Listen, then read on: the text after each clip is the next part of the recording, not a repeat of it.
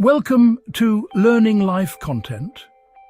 Please like, share, comment and subscribe. Your support helps us grow and motivates us to bring you more fascinating and enriching stories. Lost empires. The ancients before the ancients. When we look back through the vast corridors of time, we carve history into familiar chapters. Ancient, classical, medieval, Renaissance, modern. Each era marked by the rise and fall of empires, revolutions, or great awakenings. But what if the ancients, the Egyptians, Greeks, or Babylonians, had their own ancient history? What if the civilizations we study once looked back in awe at their predecessors too? This is the hidden question of time. Did ancient civilizations have ancient civilizations of their own? The measure of the ages. Modern scholars divide prehistory through the three-age system, the Stone, Bronze and Iron Ages. These broad epochs define technological milestones, but to the ancients themselves, history wasn't measured by science, it was measured by myth. For the Greeks, time unfolded through successive ages of decline. Golden, silver, bronze, the age of heroes, and finally their own Iron Age, an age of toil, war and sorrow. They believed they lived in a lesser world, a faded echo of greatness that once was. The myths of giants and heroes, Jason, Heracles, Achilles, were to them remnants of that lost golden past. Yet the Greeks were also historians.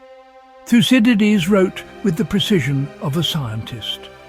Herodotus, the so-called father of history and of lies, collected stories from faraway lands, crafting the first attempts at human chronicle.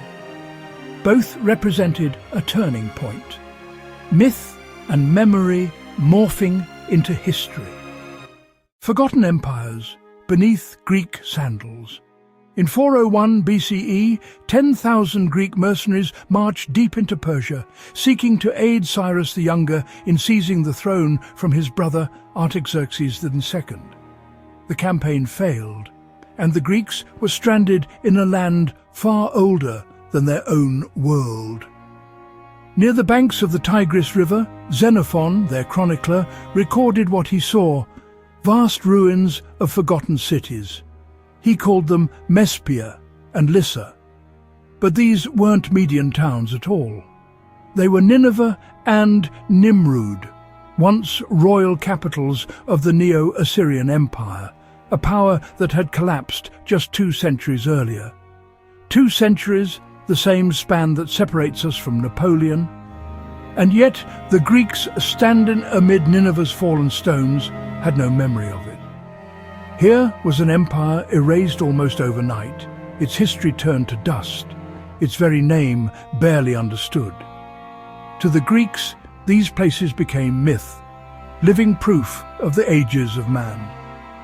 They had indeed found their own ancient civilizations, they just didn't understand what they were standing upon. The ancient of the ancients. Mesopotamia remembers. But deeper east, in Mesopotamia, the cradle of civilization, the story was different. Here, memory ran deep. By the time the Neo-Babylonians rose in the 6th century BCE, their kings looked back thousands of years to the world's first empire. Akkad, founded by Sargon the Great around 2300 BCE. This was the realm where writing was born. Cities rose at Ur, Uruk and Eridu, and where temples like the great ziggurat of Ur had already stood for 1,500 years. King Nabonidus, last ruler of Babylon, is often called the world's first archaeologist. He excavated temple foundations laid nearly 2 millennia before his time, searching for inscriptions of ancient kings. His daughter, Enigaldi Nana, the princess of Ur, became the first known curator in history. Her museum, displaying artifacts from long-fallen empires, each labelled in multiple languages. Visitors to her temple could gaze upon relics already older than Egypt's pyramids. This rediscovery of the past wasn't about curiosity. It was about legitimacy. By restoring the temples and statues of the ancients, Babylonian kings claimed divine right and continuity. Their gods were ancient, their cities eternal, and their architecture sacred. Excavation was a holy duty, fulfilling the will of the gods. When Nabonidus rebuilt the Temple of Ishtar at Akkad, he declared that every brick be laid exactly over its ancient foundation, a physical and spiritual resurrection of the past. For him, history was cyclical, the divine blueprint eternal. So, did ancient civilizations have ancient civilizations? Yes, resoundingly. The Greeks built their temples atop ruins whose stories they couldn't recall. The Babylonians unearthed their ancestors' cities and even displayed them like prized relics.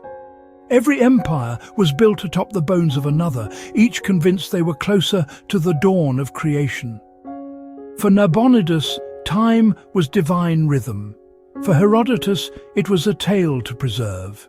For us, it's a question. How much of what we know today will someday be buried beneath the sands of our own forgotten age?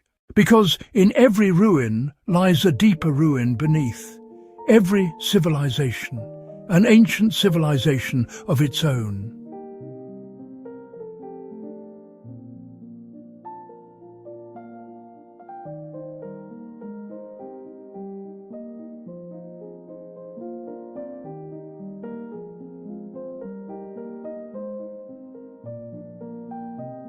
Thank you for watching Learning Life content.